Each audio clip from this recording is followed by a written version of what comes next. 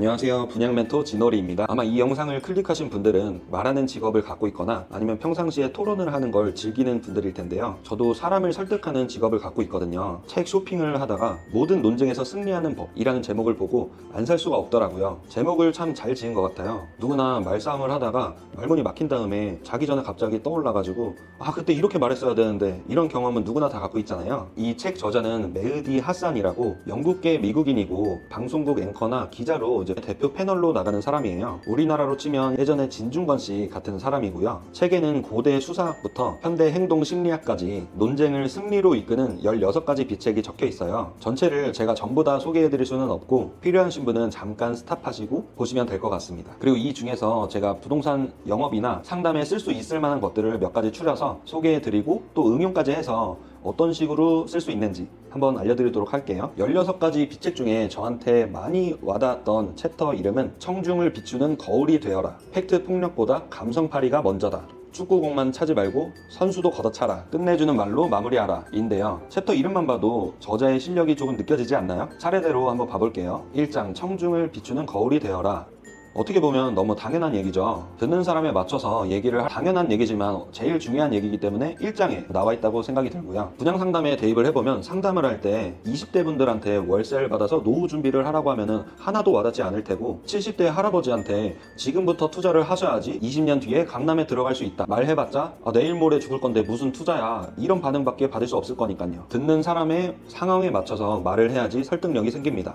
이 챕터를 읽으면서 저자가 예시를 든 상황이 있었는데요. 저한테 영감을 많이 줘서 조금 복잡한 얘기인데 조금 간소화해가지고 소개를 해드려 볼게요. BBC 토론 프로그램으로 청중이 7,000명이 있었는데 이 7,000명이 전부 다 백인의 노인의 보수층이었대요. 주제는 뭐였냐면은 아랍인 망명자를 추방할까 말까 였대요. 그리고 이 저자는 추방하지 말자는 편이었습니다. 백인 노인 7,000명이 아랍인 망명자를 추방하자고 소리치고 있고 저는 그 반대편인 거예요. 생각만 해도 어지럽지 않나요? 하산은 어떻게 했냐면은 프레임을 새로 만들어 버렸어요. 청중, 그러니까 백인 노인이 좋아하는 것들이 뭘까요? 원칙, 역사, 이런 것들이겠죠. 이 개념을 통해서 마그나 카르타라는 영국 대헌장을 끌고 왔어요. 그리고 마그나 카르타의 기본 원칙은 뭐냐면은 권리와 자유인 거고요. 그러면 노인들은 마그나 카르타를 좋아하는데 여기에 권리와 자유가 적혀 있는 거고, 그러면 이 망명자한테는 추방을 당하지 않을 권리와 자유가 있는 거잖아요. 이걸 이렇게 연결해버린 거죠. 그 결과는 박수갈채를 받았다고 합니다. 어때요?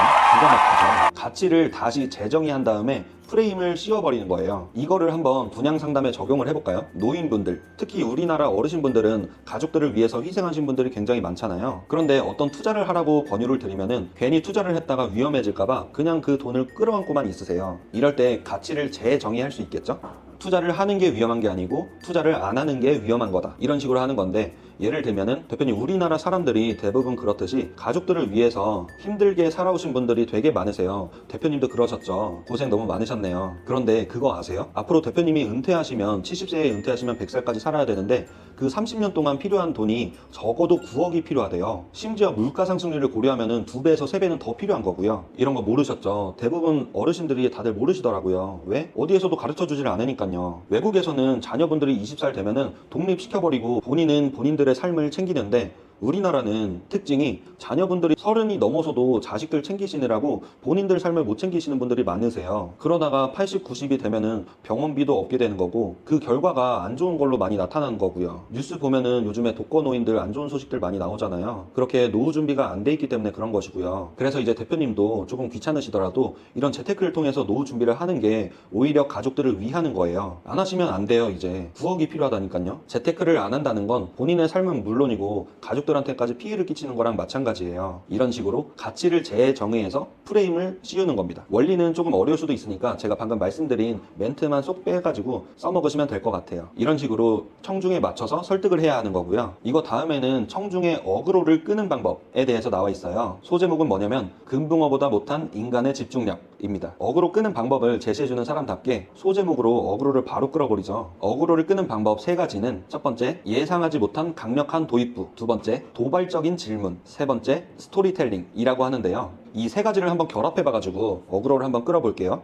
우리나라가 OECD 국가 중에서 압도적으로 1등을 하고 있는 게 뭔지 아세요? 바로 노인 자살률이에요. 우리나라 경제 순위가 세계에서 10위권 정도에 있는데 그렇게 경제 순위가 높은데도 왜 이렇게 자살률이 높을까요? 김모모 씨의 인생 스토리를 통해서 한번 살펴보겠습니다. 어때요? 뒷 내용이 궁금해지셨나요? 청중을 비추는 거울이 되라는 주제와 맞게 이것도 맞춤으로 써야 되겠죠? 이 내용을 20대한테 쓰는 것보다는 60대 이상한테 쓰는 게 훨씬 와닿을 거니까요. 이런 식으로 20대, 30대, 40대, 50대 남자, 여자 나눠서 준비를 해놓으시면 좋을 것 같아요. 도발적인 내용을 질문으로 시작하면서 스토리텔링으로 이어나가는 거예요. 다음으로 소개해드릴 챕터는 2장 팩트 폭력보다 감성파리가 먼저다 인데요. 아리스토텔레스가 말한 설득의 3요소 들어보신 적 있으신가요? 에토스, 파토스, 로고스 이 세 가지인데요. 신뢰, 감정, 논리입니다. 저자는 논리보다 감정을 자극해야지 이길 수 있다고 말하고 있어요. 그러면서 감성에 다가가려면 첫 번째로 중요한 게 스토리텔링, 두 번째는 어휘를 신중하게 선택해라, 세 번째는 말로만 하지 말고 보여줘라 입니다. 연구 결과를 보면 추상적인 통계적인 피해자 여러 명보다 인식 가능한 피해자 한 명이 더 많은 기부를 받았다고 해요. 스토리는 단순한 숫자에서 한 명의 사람으로 바꿔주는 힘을 갖고 있습니다. 그리고 어휘는 감정적인 단어를 써야지 더 자극할 수 있다고 하는데요. 그렇게 하면서 나 자신도 그 감정을 표출하는 모습을 보여줘야지 설득할 수 있다고 합니다. 예를 한번 들어볼까요? 저희 고모가 이번에 70세가 되셨는데요. 여느 한국 사람들과 마찬가지로 따로 재테크는 준비 안 하시고